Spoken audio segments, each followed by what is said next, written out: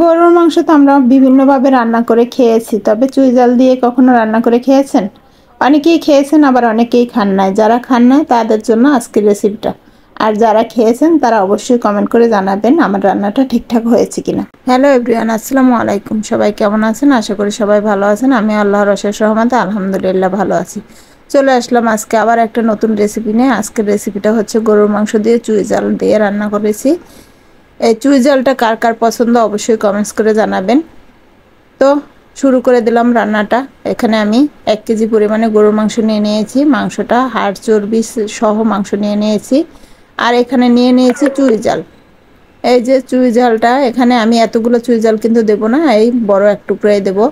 বড় এক টুকরো দেওয়াতেও আমার অনেক বেশি হয়ে গেছে। আমি যেহেতু রান্না করে খেয়েছি মাংসটা, তো অনেক ঝাল হয়ে গেছে, অনেক বেশি হয়ে গেছে। এখানে আমি যদি হাফটা নিতাম তাহলে ভালো হতো, কিন্তু আমি ফুলটা নিয়ে নিয়েছি, তাই অনেক ঝাল হয়ে গেছে। আপনারা যদি নেন তাহলে একটু কম করেই নেবেন। এবার আমি ছোট ছোট করে চিকন চিকন করে কেটে নিচ্ছি চুই ঝালগুলো। এরকম করে সবগুলো কেটে নিয়েছি। আর এই দুইটা আমি রেখে দিচ্ছি, ফ্রিজে রাখতে হবে, না হয় ভালো থাকবে না। এই যে এখানে মাংসটা আমি আবার একবার একটু ধুয়ে নিচ্ছি। ধোয়া হয়ে গেছে। এবার চুই ঝালগুলো দিয়ে দিচ্ছি, একে একে সব মশলা দিয়ে দেব। এখানে 1 কাপ পরিমাণ পেঁয়াজ কুচি দিয়েছি, আর স্টার মশলা দিয়ে দিয়েছি 2টা,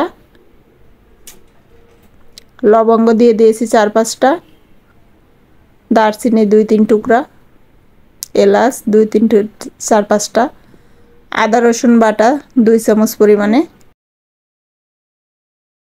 এখানে 3-4 রকমের মশলা আমি একসঙ্গে গুঁড়ি করে নিয়েছি।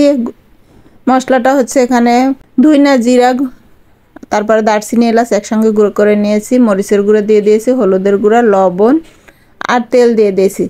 2-3টা কাঁচামরিচ এভাবে একটু ভেঙে দিয়ে দিচ্ছি। এবার হাত দিয়ে সুন্দর করে মেখে নিচ্ছি। এই যে মাখা হয়ে গেছে, আমি হাতটা একটু সামান্য পানি দিয়ে দিচ্ছি।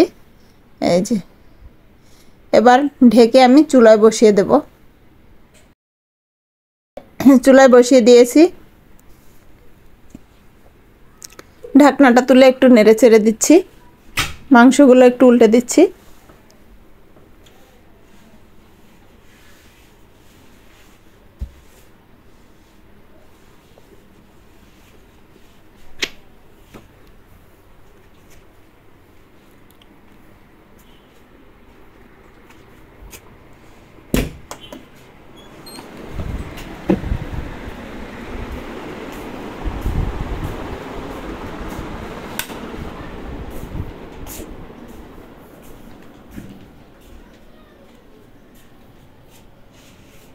আবারও ঢেকে দিয়েছি। এবার ঢাকনাটা তুলে 5-6 মিনিট পরে ঢাকনাটা তুলে আবারও একটু নেড়ে চেড়ে দিচ্ছি।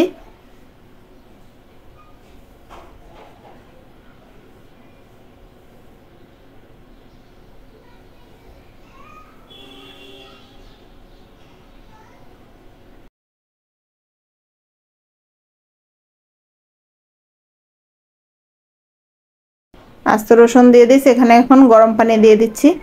গরম পানিটা দিয়ে আবার ঢেকে দেব। গরুটা হচ্ছে কচি গরুর মাংস তো এখানে, তাই আমি এখানে বেশি পানি দিচ্ছি না।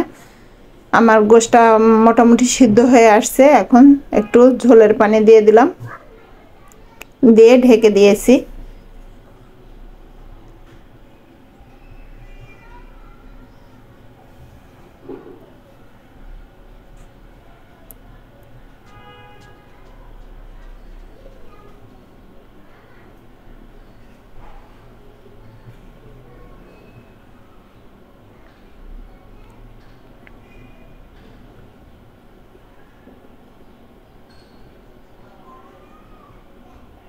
গোশটা দেখুন দেখতে কতটা লোভনীয় হয়েছে, আর রান্নাও করলাম কত দ্রুত দেখেন। তো আজ এ পর্যন্ত, আল্লাহ হাফেজ।